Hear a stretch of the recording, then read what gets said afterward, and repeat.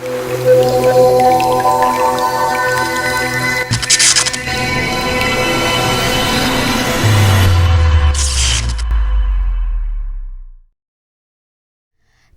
ప్రభుత్వం రైతు సంక్షేమాన్ని దృష్టిలో పెట్టుకుని మునుపెన్నడూ లేని విధంగా మార్కెట్ యార్డుల అభివృద్ధికి కంకణం కట్టుకుంది. రైతులు కష్టపడి పండించిన పంటకు గిట్టుబాటు ధర లేనప్పుడు వాటిని మార్కెట్ గోదాముల్లో నిల్వ చేసుకుని వడ్డీ లేని రుణం పొందే సదుపాయం కల్పించింది. రైతు బంధు పథకం కింద అధికారులు పంట విలువలో 75% రైతులకు పంట రుణంగా 180 రోజులు వడ్డీ లేని రుణ సదుపాయం కల్పిస్తున్నారు. రైతులు పండించే పత్తి మినహా జిల్లాల్లో సాగయ్యే పంటల ఉత్పత్తులన్నీ పథకం కింద నిల్వ చేసుకుని రుణం పొందే అవకాశం కూడా టీ సర్కార్ కల్పించింది.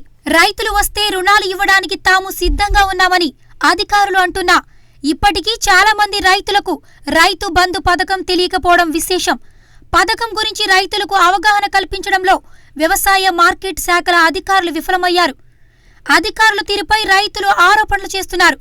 వడ్డీ లేని రుణాలు ఎందుకు తీసుకోమని, వడ్డీ లేని రుణాలు వద్దనే వారు ఎవరుంటారని రైతులు అంటున్నారు.